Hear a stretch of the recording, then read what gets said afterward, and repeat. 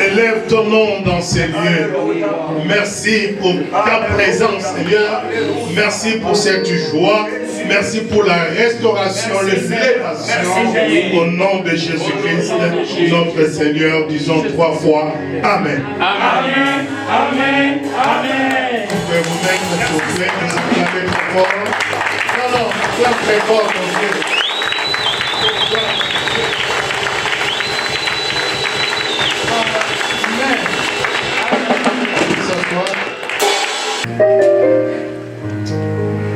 Nous voulons atterrir. Hervé nous a demandé d'atterrir. Pour atterrir, je vous dis seulement que Dieu vous aime. Amen. Amen. Quand Dieu commence une chose, il a déjà achevé. Amen. Dieu était déjà, il avait déjà atterri. Je vais lire la parole de Dieu.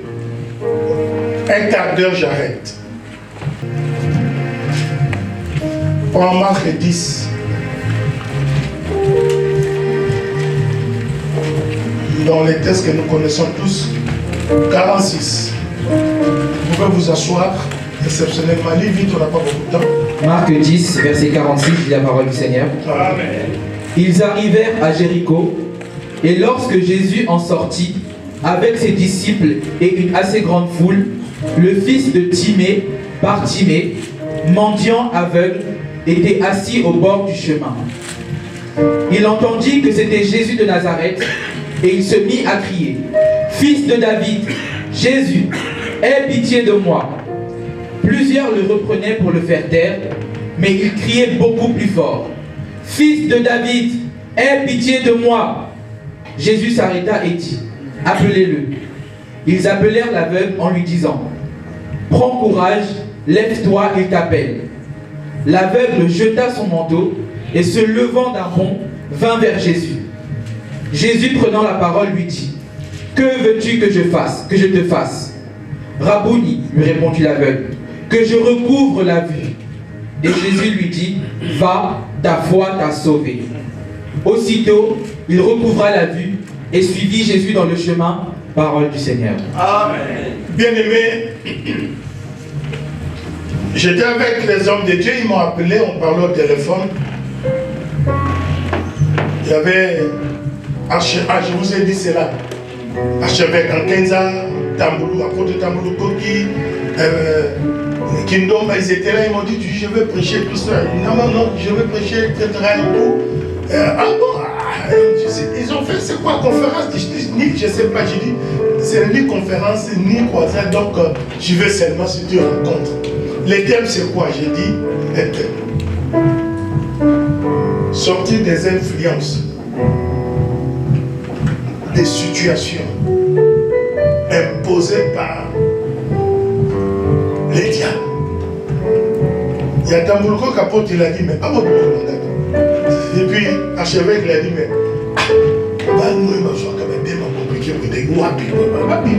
c'est compliqué. Mais c'est que Dieu savait.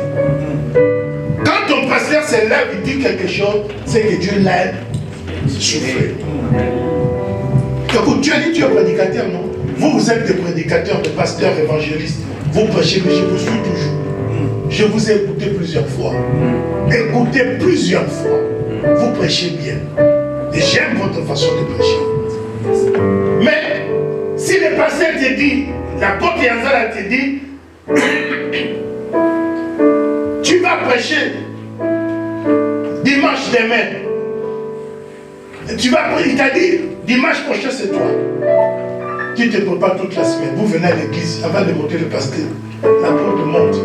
Il dit, nous prenons la Bible, il commence à prêcher, ne te fâche pas. Ne dis pas que non, c'était moi. Comment? Et maintenant, il s'est un peu désordre. Le temps qu'il a parlé à toi, il dort.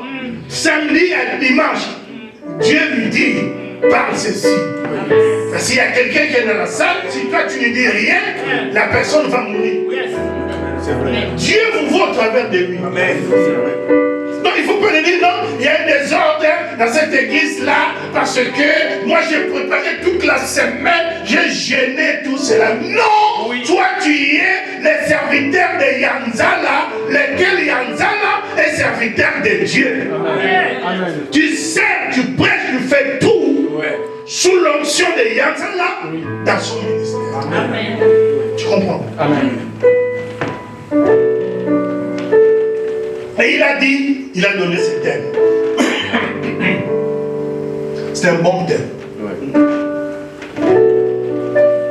Tout le monde ici a commencé par moi. Moi aussi je vais sortir. Amen. Je vais sortir. Lorsqu'ils étaient en Égypte pour sortir, Moïse aussi avait besoin de sortir. Oui. Quoi qu'il était, le libère. Oui. Il avait besoin aussi de sortir. Chacun de nous ici dans l'église a son chat à lui, Ne t'occupe pas de mon unki, occupe-toi de ton unki à toi. Moi aussi je vais sortir. J'ai des situations que Satan a imposées à moi. Peut-être dans mon foyer, peut-être dans mes enfants, peut-être dans mon ministère, peut-être dans ma vie.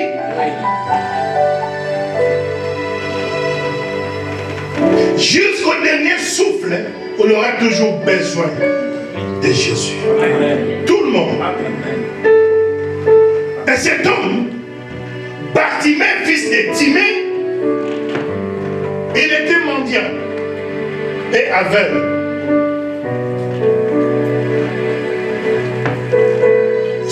L'aveuglement l'a poussé de devenir mendiant. Il était, la Bible nous dit dans une personne, à la place habituelle. On l'a mené là-bas. Il s'asseyait toujours au bord du chemin. Il s'assoit là. C'était sa place habituelle. Vous savez, un aveugle ou un sourd, en eux se développe beaucoup de choses. Il sent beaucoup de choses. Et bien, j'avais un oncle, quand tu viens comme ça, il dit, ah, papa Flori, je n'ai rien dit. Il connaissait tout le monde au travers des pas ou de l'odeur. C'était sa place habituelle. Il était mendiant, il était aveugle. La Bible nous dit, Jésus-Christ sortait. Il n'entrait pas. Il sortait.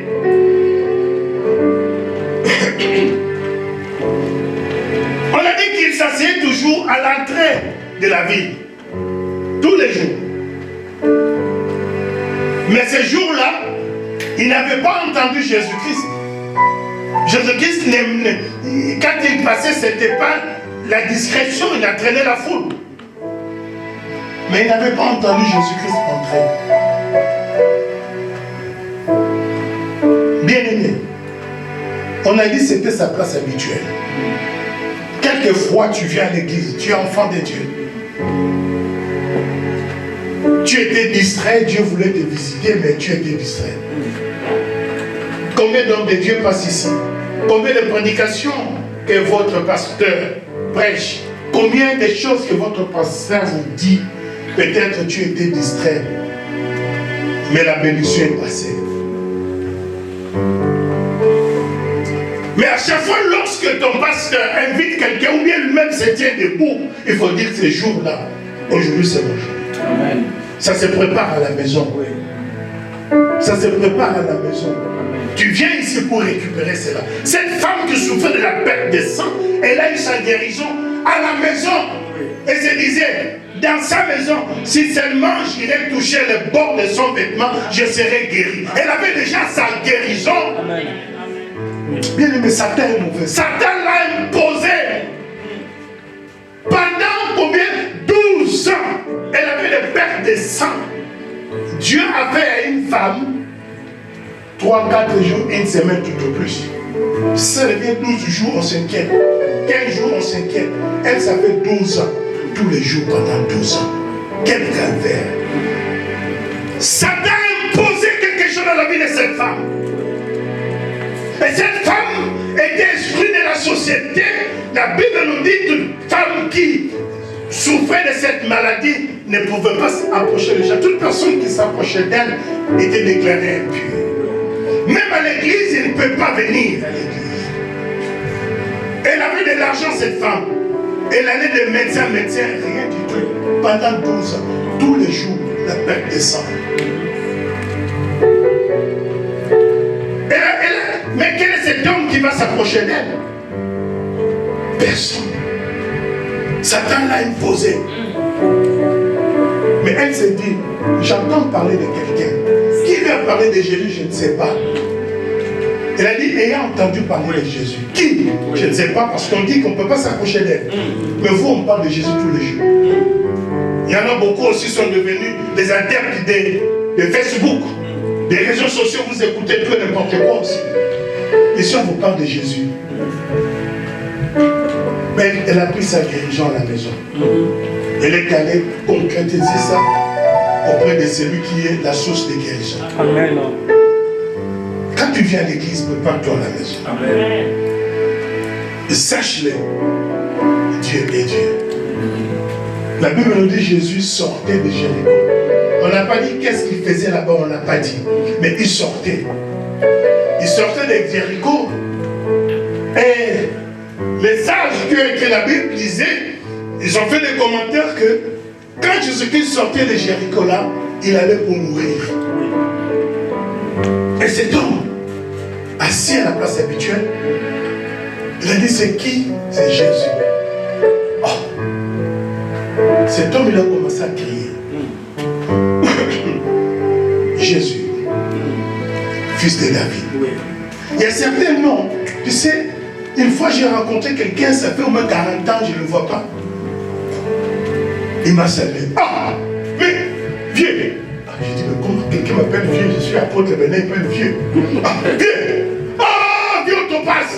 Quand il a dit autopasse, c'est le nom quelqu'un qui doit me connaître depuis l'école primaire. Vers Banmoundou là-bas, qui quitte, j'étais à l'internat. Quand j'ai joué au foot, on m'appelait autopasse. Autopasse. Ah oui? Ah, comment? Mais je suis rentré, je dis, mais ça va et toi? Ça va, mais rappelle-moi. Il m'a commencé, alors voilà, je vous étais en 4 ans des humanités, nous on était à l'école secondaire, vieux autopasse. Il m'appelait même Florie, j'allais comprendre, mais vieux autopasse, ça me rappelle des choses. Hein? Ça me rappelle des choses. Il y a certaines appellations. Quand tu cites ça crée des histoires. On écriait maître, je peux comprendre. Jésus, je peux te comprendre. C'est vrai qu'il y a beaucoup de Jésus, mais Jésus-Christ, je peux te comprendre. Mais fils de David, donc Dieu est retourné à la source. Oui. Amen. Ah, quelle provocation. Dieu est comme ça. Nous avons une tribu au Congo. Les Balouba. Les Balouba, les Kassaïens, chrétiens, quand ils commencent à adorer Dieu, hein, ils ont des appellations, des noms compliqués. Mais Dieu doit descendre. C'est des noms que tu dis, éternel des armées, les lions de la tribu de Juda, Jéhovah Jireh, Jéhovah Tsidkenu, Jéhovah Nissi. Il n'y a point de Dieu comme toi. C'est toi qui as marché sur les eaux, les partis qui ont marché, les aveugles ont vu, les trônes bougent. Qu'est-ce qui se passe là-bas? Il y a certains noms, on ne peut pas le dire. Il y a certaines appellations, tu ne peux pas le faire. Certains attributs, tu ne peux pas les citer. Jéhovah Nissi, Jéhovah Jireh, les lions de la tribu de Juda. En quoi il y a point de nombre de variations. Tu dis, oh Jéhovah Nissi. Tu dis, il va descendre. Amen. Fils de David. Je dis non. Je suis rentré ici, personne ne m'appelait fils de David. Il y a quelque chose qui ne va pas. Il s'arrête. Pendant qu'il criait fils de David, on commence à crier. Oh, il ne dit rien. Beaucoup de gens viennent même à l'église. Ils nous appellent d'avoir la bénédiction. Dis à ton voisin, ne m'empêche pas. Ne m'empêche pas. Dis, ne m'empêche pas. Ne m'empêche pas. Arrête. Non. Chacun est venu chercher sa bénédiction. Ah oui. Dites Amen. Amen. On dit non, arrête-toi à faire de tout. Plus on a bien aimé, plus tu vois que les choses deviennent difficiles dans ta vie, fais des efforts pour avancer. Amen. Même si tu tombes, relève-toi. Oui. Dieu n'aime pas des gens qui ont péché, qui tombent, qui s'assoient sur le péché. Non.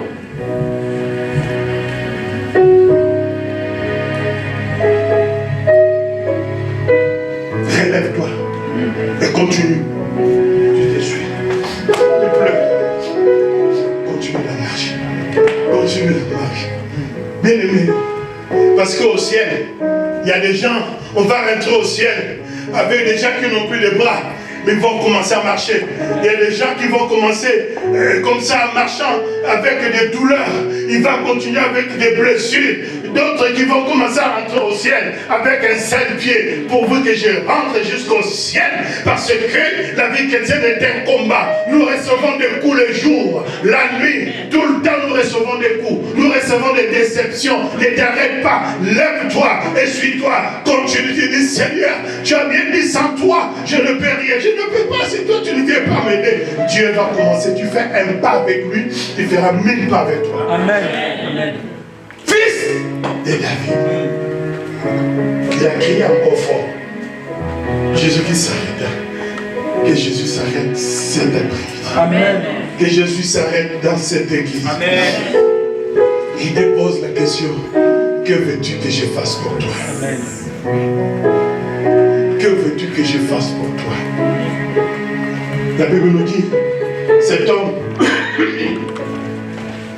il a entendu, il a dit, tiens-toi debout. Ceux qui l'ont arrêté, comment est-ce qu'il va dire, t'appelle? Ceux qui te critiquent, là, ils vont t'acclamer. Amen. Ceux qui disent que non, et ça ne va pas, ils vont t'acclamer. Oui. Oui. Avant, il veut marcher, il veut courir. Enlève les manteaux. Bien aimé, les manteaux, c'est le meilleur partenaire d'un sans domicile fixe, d'un clochard. C'est le meilleur partenaire de l'hiver, le froid. C'est le manteau. Le manteau, c'est un élément qui va te défendre face aux éléments désagréables comme la pluie, la neige, le vent. La Bible nous dit, il a jeté son manteau. Tout ce qui encombre dans ta vie, tout ce qui t'empêche de rencontrer Jésus-Christ. Le manteau, c'est l'expression de toutes les barrières, les obstacles qui rendent impossible la manifestation de la foi. Il a jeté le manteau. C'est pourquoi que tout ce qui t'empêche de sortir des choses qui doivent être imposées par les hommes, imposées par les diables. Qu'est-ce qui t'empêche pour sortir? Ça peut être le péché. Dieu aime le péché, mais il aime le péché.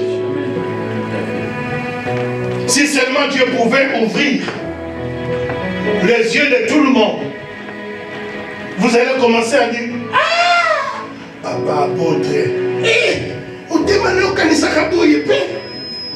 vous serez étonné.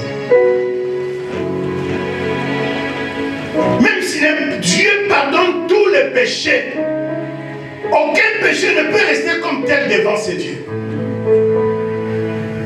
Si tu pleures, Dieu va te pardonner. Dites Amen. Amen. C'est un obstacle, le péché. Ce qui peut t'empêcher aussi de sortir, ça peut être aussi les mauvaises compagnies. Il y a certains amis, quand tu vois quelqu'un qui est toujours avec quelqu'un qui peut toujours du mal des uns des autres, sépare-toi de lui, parce qu'un jour il va te parler aussi aux autres. Amen. Il va parler de ta vie aussi. Oui. Oui. Quand quelqu'un qui ne fait que dire de mauvaises choses sur les gens raconte, ne sois pas content d'écouter ce qu'il raconte. Il va aussi raconter pour toi. Amen. Les mauvaises compagnies, comment les poulies, là, avec pour le sacre. Tu dois avoir de bonnes relations avec tout le monde, mais fouille ceux qui sont mauvais. Quand tu as de bonnes relations avec les gens, tu peux en profiter.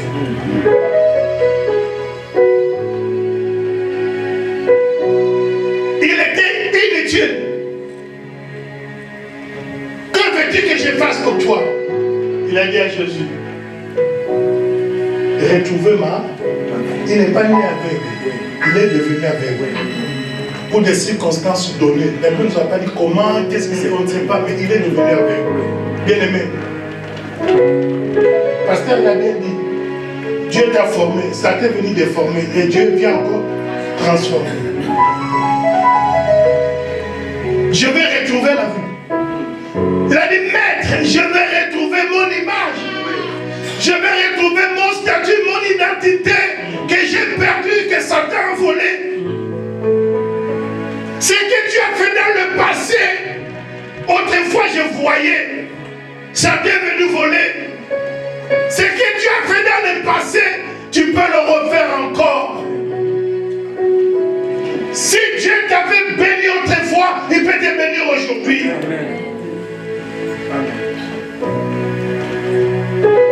Il y a un jeune homme de 17 ans qui disait, moi j'ai gardé les troupeaux de mon père.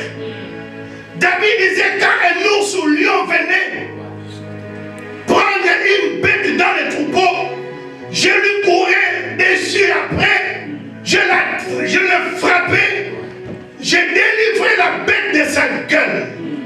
S'il s'est dressé contre moi, je le saisissais à la barbe et je l'ai tué.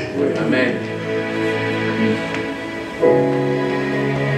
Il a dit à Saoul, ce qu'il a fait dans le passé pendant que j'étais dans la forêt, aujourd'hui aussi il peut le faire. Amen. Amen. Amen. Amen. Oui.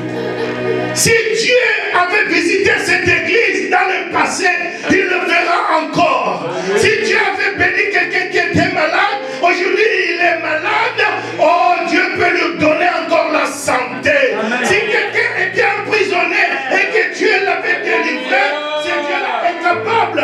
Merci, est capable aujourd'hui encore une fois de l'aider. Amen. Si, bien aimé, si autrefois tu étais marié, aujourd'hui tu es divorcé, c'est Dieu-là est capable de te donner encore le mariage. Si dans ton mariage il y avait la paix, aujourd'hui il y a les turbulences, c'est Dieu-là qui peut faire ce qu'il a fait dans le passé. Ce qu'il a fait dans le passé, il peut le refaire encore aujourd'hui. Oui. Si Satan a imposé des choses, j'étais né dans de bonnes conditions, Prêche. il peut le refaire encore aujourd'hui. Prêche. Parce qu'il est le Dieu de la restauration. Il est le Dieu qui nous rend, bien aimé, notre identité perdue, volée par Satan. Il est le Dieu qui nous donne encore l'honneur si tu as été déshonoré. Il est le Dieu là, bien aimé en Christ, et qui ne change pas. Si ce Dieu a changé l'eau en vin, que pourrait-il lui manquer de changer le cours de l'histoire de ta vie? Ce Dieu-là n'a pas changé. Il est le même hier, aujourd'hui, éternellement. Oh bien aimé, si ce Dieu-là est Dieu, bien aimé, il va te visiter encore. Même si tu es dans la prison de Satan, même si tu es dans la prison de l'ennemi, même si tu es dans la prison satanique, dans la prison de moquerie, même si on se moque de toi, tu es devenu un objet de moquerie, ce Dieu-là, il est capable d'arrêter la bouche de tes ennemis. Oh Dieu, je ne connais pas mes ennemis. Je ne connais pas mes ennemis. Je ne connais pas ceux qui me persécutent. Il a dit aux enfants d'Israël, je vois vos souffrances, j'entends les cris de douleur. Et je connais ceux qui sont derrière aussi vos souffrances. Mais moi je ne les connais pas. Comme Dieu connaît mes ennemis, je ne peux pas me venger parce que je ne sais pas me venger. Si je me venge, je me vengerai à moitié. Mais laissons Dieu, il a dit à moi la vengeance, à moi la rétribution. Que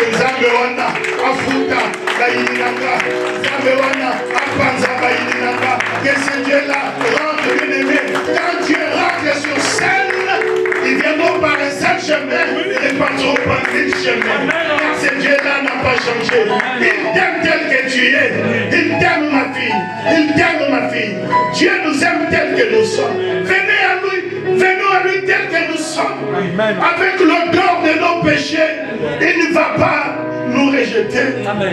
Ses propres sœurs ont dit à Jésus, ne va pas ton ami Lazare sans mauvais. On l'a enterré, il sent déjà mauvais. Jésus a dit non, enlève-moi cette pierre. Vous êtes ses frères et sœurs, même père, même mère. Vous sentez l'odeur, mais moi je suis Dieu. Je suis habitué aux odeurs de mes enfants.